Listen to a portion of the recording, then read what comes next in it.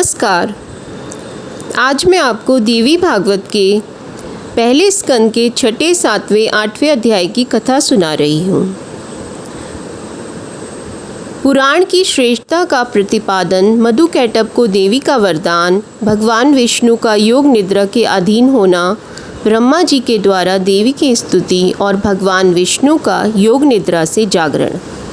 ऋषियों ने पूछा, सौम्य, अभी आपके मुखारविंद से निकल चुका है कि जब सर्वत्र जल ही जल था, उस समय मधु और कैटभ के साथ भगवान विष्णु की लड़ाई ठन गई।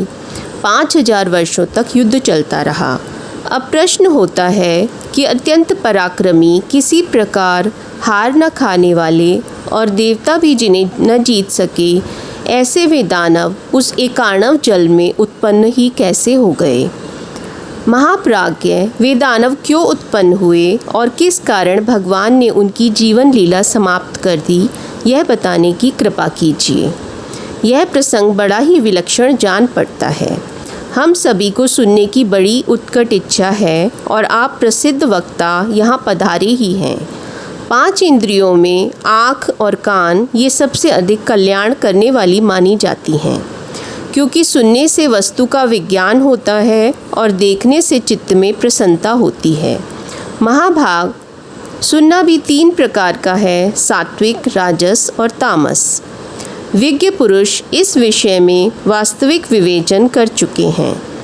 उन्होंने वेद शास्त्र आदि के श्रवण को सात्विक, साहित्यिक श्रवण को राजस और युद्ध संबंधी और दूसरों के दोष प्रकट करने वाली बातों के सुनने को तामस माना है। प्रकांड विद्वानों ने सात्विक श्रवण में भी 3 प्रकार का भेद बतलाया है, उत्तम, मध्यम और निकृष्ट। मोक्ष प्रदान करने वाले श्रवण को उत्तम, स्वर्ग देने वाले को मध्यम, भोग देने वाले को अधम कहा जाता है। विद्वानों के निर्णय करने पर यह बात स्पष्ट हुई है। साहित्य भी 3 प्रकार के होते हैं, जिसमें अपनी नायिका के श्रृंगार का वर्णन हो वह उत्तम, जो वैश्याओं के श्रृंगार वर्णन से संबंध रखता हो वह मध्यम, और पर स्त्री के श्रृंगार का वर्णन करने वाला साहित्य अधम माना जाता है। तमस श्रवण के 3 भेद समझने चाहिए। शास्त्र का अवलोकन करने वाले विद्वानों ने आतताई के साथ युद्ध के प्रसंग को सुनना उत्तम कहा है। वैर ठन जाने पर शत्रुओं के साथ जो लड़ाई छिड़ जाती है, जैसे पांडवों के साथ हुआ था, वह मध्यम है। बिना विवाद खड़ाकर लड़ने का जो प्रसंग है वह अधम है। अतएव महामते, पुराण श्रवण सबसे श्रेष्ठ सिद्ध है। इस पावन प्रसंग के सुनने से बुद्धि बढ़ती है और पाप ताप सदा के लिए शांत हो जाते हैं। इसलिए महाबुद्धे, अब वही पुराण विषयक पवित्र कथा सुनाने की कृपा कीजिए। सूत जी कहते हैं, महानुभावों, तुम्हारे अंदर जो यह प्रसंग सुनने की इच्छा जागृत हो उठी और मैं कहने के लिए तत्पर हो गया, इससे जगत में मैं और तुम लोग सभी कृतार्थ हो गए। प्राचीन समय की बात है, त्रिलोकी जलमग्न हो गई थी। केवल भगवान विष्णु शेषनाग की शैया पर सोए हुए थे। उनके कान की मैल से मधु और कैटभ नामक 2 दानव उत्पन्न हुए। समयानुसार उस समुद्र में ही वे प्रतापी दैत्य तरुण हो गए। अब इधर उधर जाकर उनका खेलना कूदना आरंभ हो गया। एक समय की बात है, वे स्थूलकाय दानव समुद्र में खेल रहे थे। इतने में ही वे दोनों भाई मन ही मन सोचने लगे, बिना कारण कार्य का होना असंभव है। सब जगह यही नियम लागू है। आधार के बिना आधेय किसी प्रकार ठहर नहीं सकता। हमें तो यही जचता है कि आधाराधेय भाव सर्वथा सिद्ध है।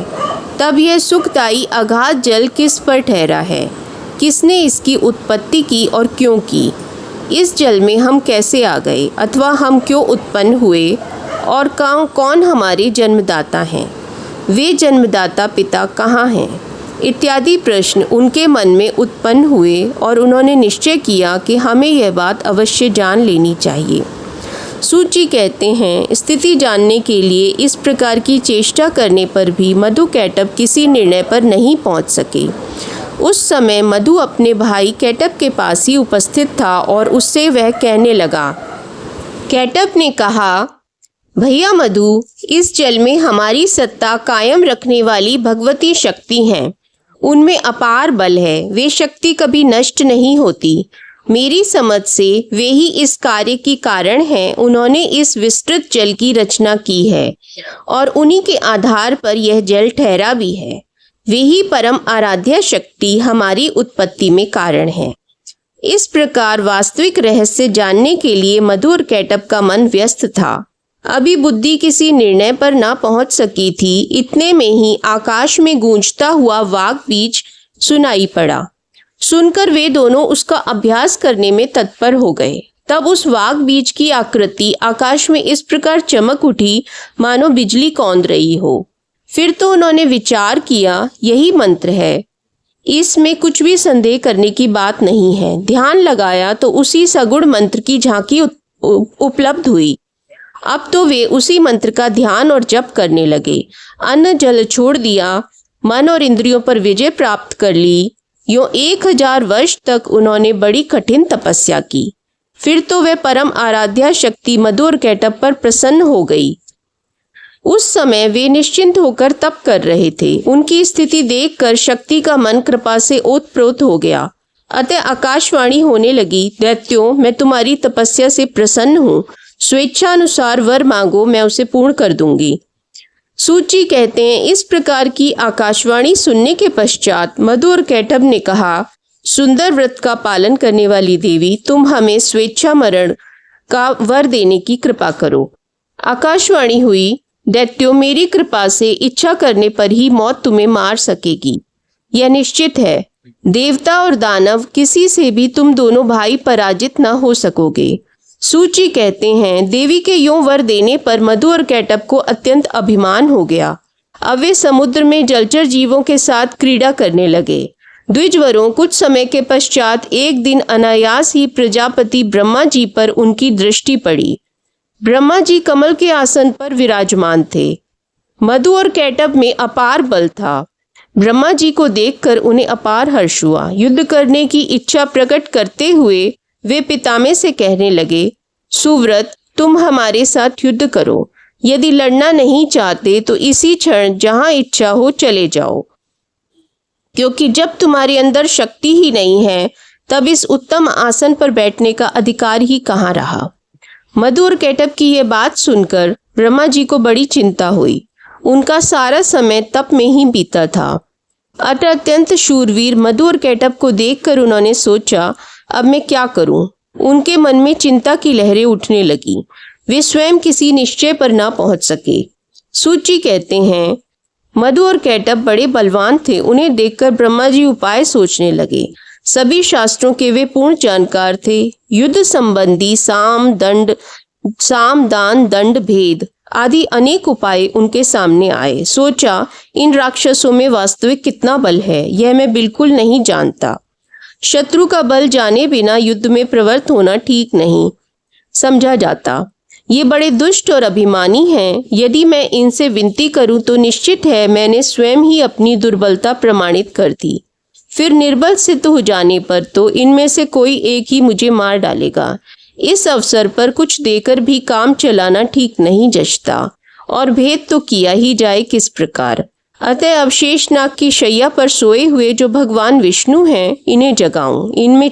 इनकी 4 भुजाएं हैं और असीम बल है। यही मेरा दुख दूर कर सकेंगे। इस प्रकार मन ही मन सोचकर ब्रह्मा जी कमल की डंडी पकड़े हुए संतापहारी श्री हरि के पास पहुंचे और उनके शरणापन्न हो गए। उस समय जगत प्रभु श्री विष्णु गाढ़ी नींद में सोए हुए थे। अनेक सुंदर शब्दों से संबोधित करके ब्रह्मा जी ने उन्हें जगाने के लिए स्तवन आरंभ कर दिया। ब्रह्मा जी के स्तुति करने पर भी भगवान विष्णु की नींद नहीं टूटी। उन पर योग निद्रा का पूरा अधिकार जम चुका था। तब ब्रह्मा जी सोचने लगे, अब श्री हरि शक्ति के प्रभाव से पूर्ण प्रभावित होकर खूब गाढ़ी नींद में मग्न हो गए हैं, अतएव ये जाग न सके।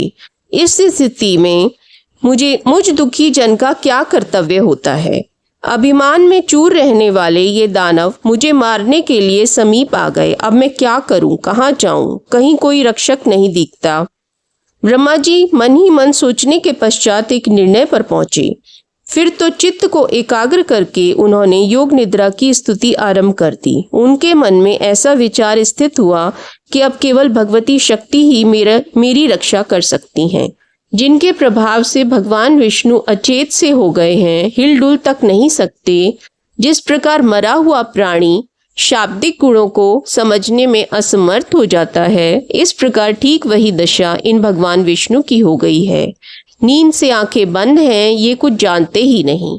इनकी मैंने निरंतर इतनी स्तुति की, फिर भी ये निद्रा को दूर न कर सके। समझ गया, इनके वश में निद्रा नहीं है, किंतु यही निद्रा के अधीन होकर रहते हैं। जो जिसके वश में रहता है वह उसका अनुचर है, यह बात बिल्कुल निश्चित है। इससे सिद्ध हो गया ये भगवती योग निद्रा इन लक्ष्मीकांत भगवान विष्णु की भी अधिष्ठात्री हैं। लक्ष्मी जी भी इन्हीं के अधीन हो गईं, क्योंकि पतिदेव विष्णु ही जब अधीन हो गए तब उनकी अलग सत्ता कहाँ। इससे निश्चित होता है कि ये अखिल ब्रह्मांड भगवती योग निद्रा के अधीन है। मैं, विष्णु, शंकर, सावित्री, लक्ष्मी और उमा सभी इन्हीं योग निद्रा के शासन सूत्र में बंधे हैं। इस विषय में अब सोचने विचारने का कोई अवसर ही नहीं रहा। जब साधारण मनुष्यों की भांति स्वयं भगवान विष्णु ही इसके प्रभाव से प्रभावित होकर नींद में अचेत से हो गए, तब अन्य महात्मा पुरुषों पर इनका अधिकार है या नहीं, यह तो विचार ही नहीं उठ सकता। इसलिए अब मैं इन भगवती योग निद्रा की स्तुति करूं, जिनकी कृपा से जगकर भगवान विष्णु युद्ध में मेरी सहायता करने में तत्पर हो सकेंगे। उस समय ब्रह्मा जी कमल पर विराजमान थे। वे अपने मन में उपयुक्त विचार निश्चित करके भगवान विष्णु के अंगों में शोभा पाने वाली उन भगवती योग निद्रा की स्तुति करने लगे। ब्रह्मा जी बोले, देवी, मैं जान गया तुम निश्चय ही इस जगत की कारण स्वरूपा हो। संपूर्ण वेद वचन इसे प्रमाणित कर रहे हैं। यही कारण है कि चराचर जगत को प्रबुद्ध करने वाले परम पुरुष भगवान विष्णु आज गाढ़ी नींद में मग्न हैं। माता, तुम समस्त प्राणियों के अंतःकरण में निवास करती हो। भवानी, तुम सगुण रूप धारण करके अपनी लीला प्रकट करती हो। तुम्हारे इस कार्य कौशल को कोई नहीं जान पाता। मुनिगण संध्या नाम से तुम्हारे गुणों की कल्पना करके प्रातः, साय, मध्याह्न तीनों समय निश्चित रूप से तुम्हारे ध्यान में लगे रहते हैं। माता, प्राणियों को सत असत का ज्ञान कराने वाली बुद्धि तुम ही हो। देवी, देवता जिससे निरंतर सुख का अनुभव करते हैं वह श्री तुम्हारा ही रूप है। अखिल जगत में तुम कीर्ति, धृति, कांति, मति, रति, श्रद्धा रूप से विराजती हो। तुम अखिल जगत की जननी हो। मैं दुखी होकर इसका प्रमाण खोजने में प्रयत्नशील था। इतने में भगवान विष्णु तुम्हारे अधीन हो नींद ले रहे हैं, यही मुझे प्रत्यक्ष प्रमाण मिल गया। इससे अधिक अब सैकड़ों प्रमाणों की आवश्यकता ही क्या रही। देवी, वेदज्ञ पुरुष भी तुम्हें नहीं जान पाते। वेद भी तुम्हारे अखिल अभिप्राय से अनभिज्ञ ही रहता है, क्योंकि इस वेद की उत्पत्ति भी तुम्ही से हुई है। फिर तुम्हारे रहस्य को कैसे जान सकता। तुमसे उत्पन्न हुआ यह अखिल जगत ही इसमें प्रत्यक्ष प्रमाण है। देवी, यज्ञ में हवन करते समय भी वेदज्ञ पुरुष तुम्हारे स्वाहा इस नाम का उच्चारण करते हैं। यदि वे स्वाहा न कहें तो देवता लोग यज्ञ भाग से वंचित ही रह जाएं। इससे देवताओं को वृत्ति देने वाली भी तुम ही सिद्ध हुई। देवी, तुम पहले भी मेरी रक्षा कर चुकी हो, वैसे ही अब इस देव शत्रु कैटभ से भी मुझे बचाओ। वर देने वाली देवी, मैं मधु और कैटभ को अत्यंत भयंकर देखकर भयभीत हो तुम्हारी शरण में आया हूँ। महानुभावे, इस समय भगवान विष्णु मेरे इस दुख को नहीं जानते, ऐसी मेरी समझ है, क्योंकि वे तुम्हारी माया से अचेत होकर जड़वत पड़े हुए हैं। ऐसी स्थिति में या तो तुम भगवान विष्णु पर से अपना प्रभाव खींच लो, या इन दानवराज मधु और कैटभ का स्वयं संहार करो। इन दोनों में से जो तुम्हारी रुचि हो वही करो। भगवती लक्ष्मी भी तुम्हारे ही अधीन हैं, अतः वे भी अपने पतिदेव श्री हरि को नहीं जगा सकती। जान पड़ता है उन्हें भी तुम्हारे प्रभाव से अकस्मात नींद आ गई, जिससे वे परवश की भांति सो गई हैं, जगती ही नहीं हैं। देवी, तुम संपूर्ण जगत की माता हो। सभी मनोरथ पूर्ण करना तुम्हारा स्वभाव है।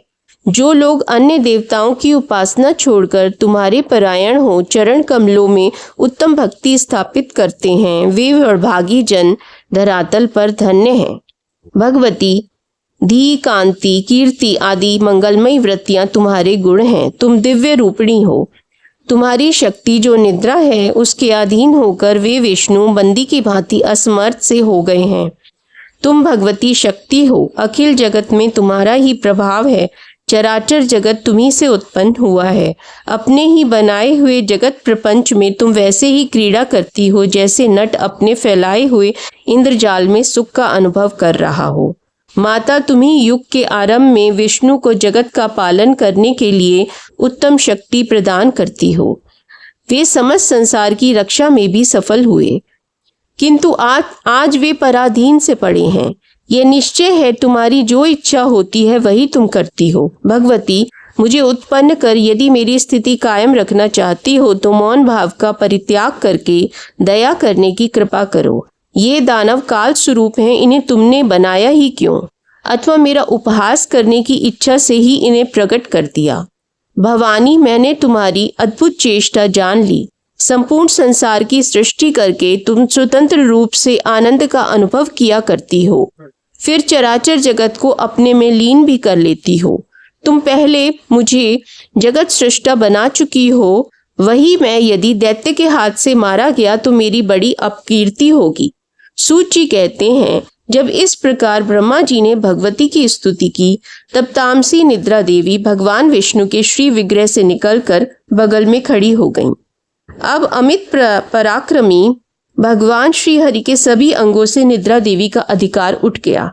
मधु और कैटभ के संहार के लिए ही भगवती योग निद्रा ने ऐसी कृपा की थी। फिर तो भगवान श्री विष्णु जब अपने शरीर को हिलाने डुलाने लगे तब उनके दर्शन करके ब्रह्मा जी आनंद विभोर हो उठे। साथ ही उन्होंने श्री हरि की परिक्रमा आरंभ कर दी। ऋषियों ने पूछा, महाभाग सूत जी, इस कथा प्रसंग को जानकर तो हमें बड़ा आश्चर्य हो रहा है, क्योंकि वेद शास्त्र पुराण और विज्ञजन ने सदा यही निर्णय किया है कि ब्रह्मा विष्णु शंकर ये तीनों सनातन देवता हैं। इनसे बढ़कर इस ब्रह्मांड में दूसरा कोई देवता है ही नहीं। ब्रह्मा जी सारे संसार की सृष्टि करते हैं।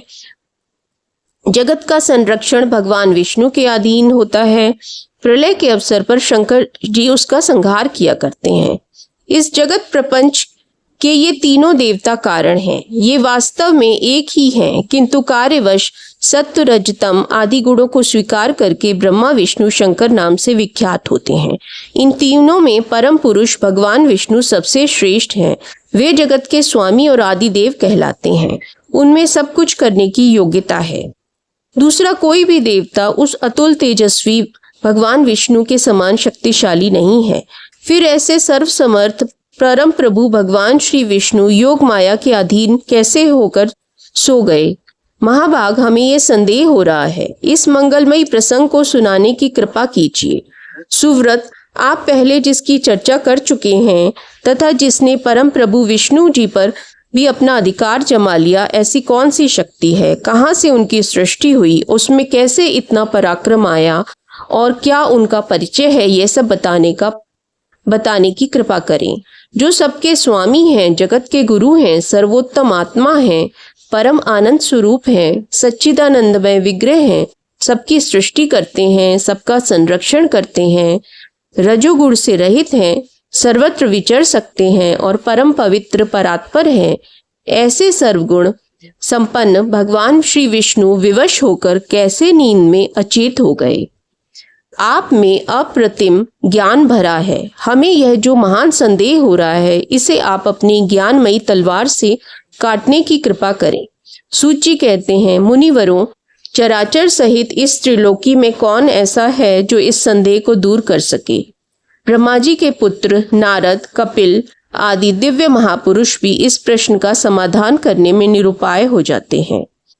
महानुभावों, यह प्रश्न बड़ा ही गहन और विचारणीय है। इसके संबंध में मैं क्या कह सकता हूँ? जिनसे यह इतना विशाल चराचर जगत उत्पन्न हुआ है, उन भगवान विष्णु को ही वेदों में सर्वंतर्यामी और सबका रक्षक बतलाया गया है। अतएव वैदिक सिद्धांत को मानने वाले सभी लोग उन परम प्रभु भगवान नारायण के चरणों में मस्तक झुकाकर उन्हीं की उपासना करते हैं। ऐसे ही कुछ लोग शंकर के उपासक हैं। महादेव शंकर शशिशेखर, त्रिनेत्र, पंचवक्त्र, शूलपाणी, वृषभध्वज, त्रयंबक, कपर्दी और गौरी देहार्थ धारी आदि नामों से भगवान शिव वेदों में विख्यात हैं। वे सदा कैलाश पर्वत पर रहते हैं। उनमें सारी शक्तियां निहित हैं। भूतगण उन्हें चारों ओर से घेरे रहते हैं।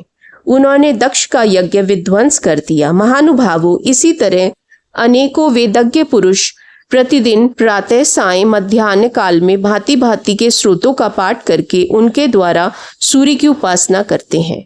वे मानते हैं कि संपूर्ण वेदों में सूर्य की उपासना को ही उत्तम माना गया है।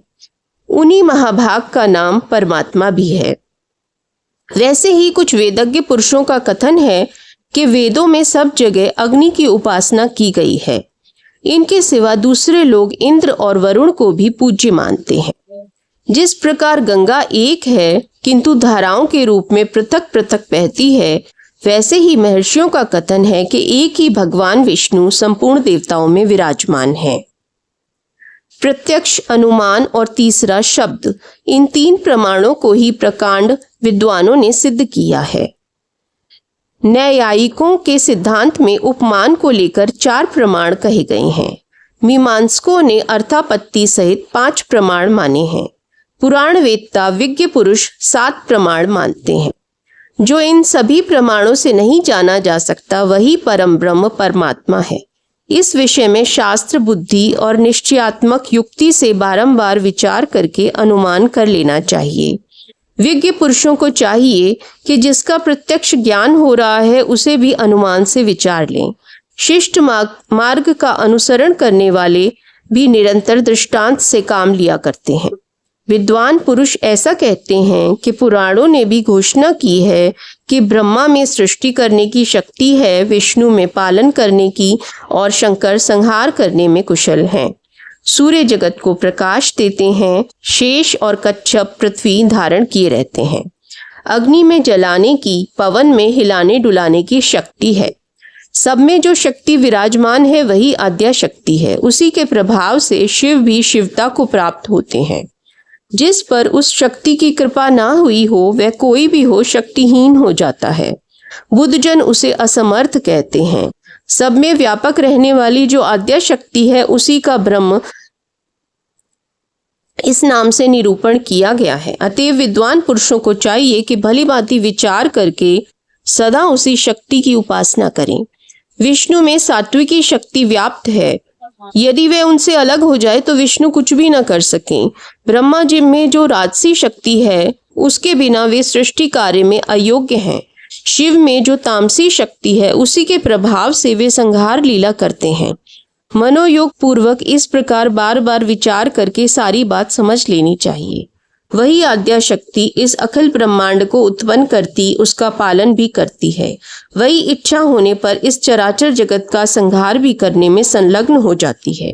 ब्रह्मा, विष्णु, शंकर, इंद्र, अग्नि, पवन ये सभी किसी प्रकार भी स्वतंत्र रूप से अपने अपने कार्य का संपादन नहीं कर सकते, किंतु जब वे आद्या शक्ति ने सहयोग देती है तभी अपने कार्य में सफल होते हैं। अतः इन कार्य कारणों से यही प्रत्यक्ष सिद्ध होता है कि वह शक्ति ही सर्वोपरि है। विद्वान पुरुष उस शक्ति के विषय में 2 प्रकार की कल्पना करते हैं, सगुणा और निर्गुणा। भोग की इच्छा करने वाले सगुणा की उपासना करते हैं। विरागियों के यहाँ निर्गुणा की उपासना होती है। वह शांत स्वरूपा धर्म, अर्थ, काम और मोक्ष की स्वामिनी है। विधि पूर्वक उसकी उपासना करने पर सभी मनोरथ सुलभ हो जाते हैं। वह आद्या शक्ति पर ब्रह्म स्वरूपा एवं सनातनी है, कभी उसका अवसान नहीं होता। अतएव मुनिवरों, विवेकी पुरुष संदेह रहित होकर उस शक्ति की ही उपासना करें। संपूर्ण शास्त्रों से यही बात निश्चित होती है। शक्तिहीन पुरुष चेष्टा रहित हो जाता है, यह तो प्रत्यक्ष ही दिखाई देता है। अतएव संपूर्ण जगत में शक्ति को ही सर्वोपरि समझना चाहिए। अध्याय 6, 7 और 8 संपूर्ण हुए।